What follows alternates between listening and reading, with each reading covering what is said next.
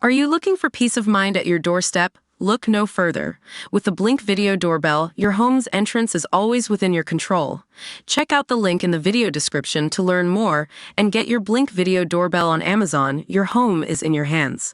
Heart-wrenching new details about JFK Jr.'s burial at sea have been revealed for the very first time 25 years after the former president's son was laid to rest alongside his wife Carolyn during the incredibly secretive ceremony. In a new book, JFK Jr., an intimate oral biography, by Rosemary Terenzio and Liz McNeil, the two Navy chaplains who presided over the burial speak out about the event, which was, at the time, shrouded in mystery and kept largely hidden from the public. Chaplain Barry C. Black discloses that he personally carried the urns containing the ashes of both John and his wife Carolyn Bessette Kennedy.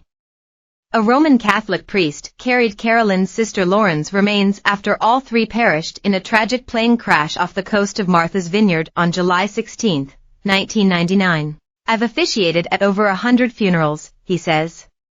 "I have not seen such palpable grief anywhere else in my life." Unlike the mass held at the Church of St. Thomas More on Manhattan's Upper East Side, which was attended by celebrities and politicians, and was covered by hundreds of journalists, the scattering of the ashes was a purely family affair. Just 17 people were in attendance, including Ted Kennedy, John's elder sister Caroline and her husband Ed, Bobby Kennedy, and Maria Shriver. "There was a single moment of controversy," recalls Chaplain Louis Iasiello, explaining that civilians are generally not entitled to a burial at sea from a naval vessel. However, he adds, President Clinton quickly put an end to that discussion.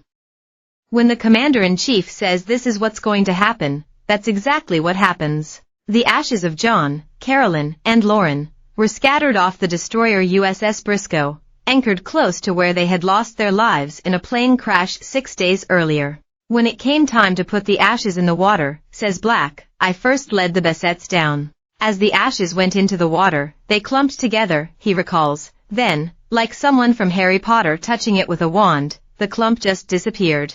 Next, he led John's grief-stricken sister Caroline down the steps of the vessel.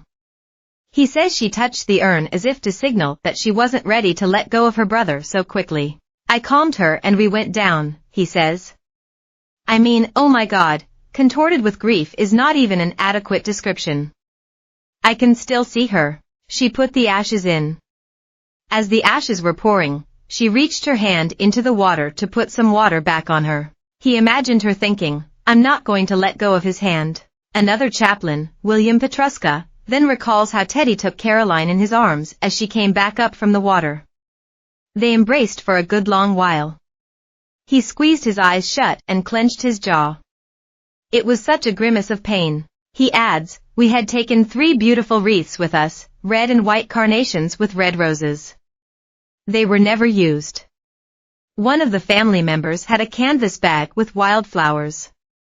They each took some and threw them over the side as the ashes were scattered. I noticed that members of the Bessette family threw envelopes into the water as well." John Kennedy Jr., Carolyn Bessette Kennedy, and Lauren Bessette died in a tragic plane crash off Martha's Vineyard in July 1999. JFK Jr. was piloting the aircraft, and the book includes an in-depth examination of what might have happened in those final moments, based on the National Transportation Safety Board's investigations. "If I were sitting down with a friend and they asked what happened to JFK Jr., here's what I'd say," recounts the NTSB's Jeff Gazzetti. "He took off just after sunset from New Jersey.